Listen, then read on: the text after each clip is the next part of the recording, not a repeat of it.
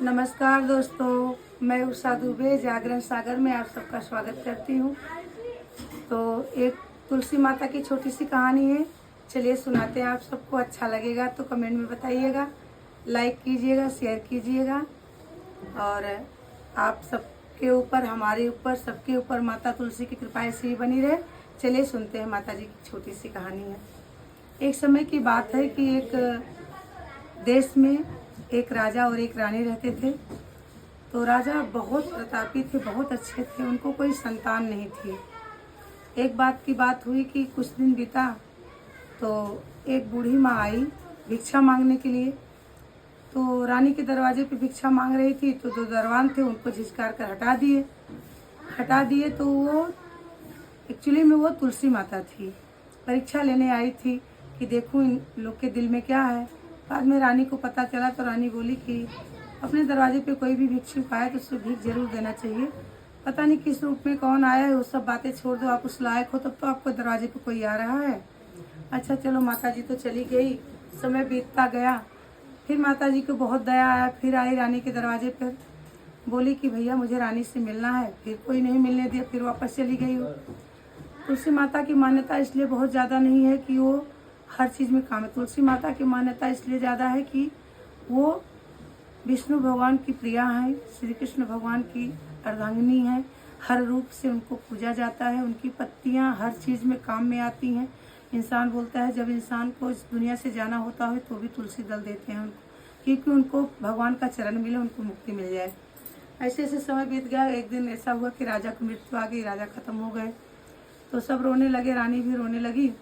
तो रोते रोते उनको मूर्छा आ गया।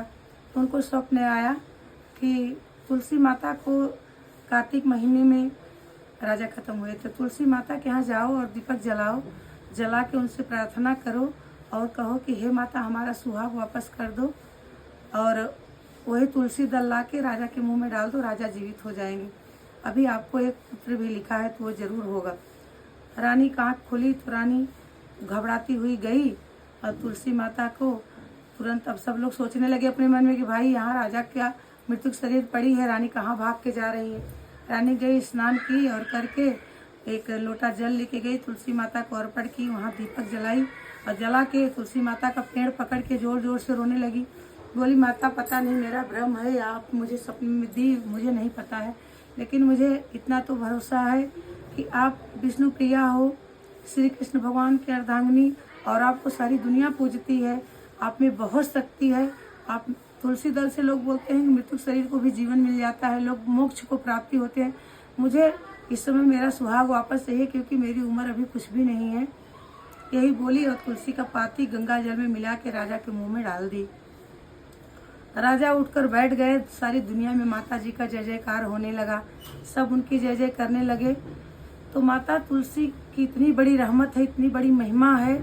रानी हमेशा हर मौसम में, हर सीजन में, बारिश हो, धूप हो, ठंडी हो, सुबह नहाकर माता तुलसी को जल अर्पण करने लगी। उनके यहाँ दीपक जलाने रही। कार्तिक महीना उनका बहुत पुण्य का महीना होता है। कार्तिक महीने में माता जी का विवाह हुआ था श्री कृष्ण भगवान शालिग्राम के साथ। तो एक दिन के लिए दुल्हन बनती हैं, एक दिन के लिए पूरा श्रृंगार होता है उनका, लेकिन उनका जन्मों जन्मांतर से पूजा हो रहा है क्योंकि उनको इतनी बड़ी भगवान की रहमत मिली कि भगवान प्रिया बन गई। तो रानी भी इसी प्रकार उनका पूजन करने लगी, भाव करने लगी। राजा की उम्र बढ़ गई और रानी को एक सुंदर सा पुत्र पैदा हुआ। हे तुलसी माता, जैसे उनकी ज़िंदगी संवारी, उनकी ज़िंदगी में खुशियाँ भर दी, वैसे सबकी ज़िंदगी संवार दीजिए, सबकी ज़िंदगी में खुशियाँ भरे। बोले तुलसी माता की जय।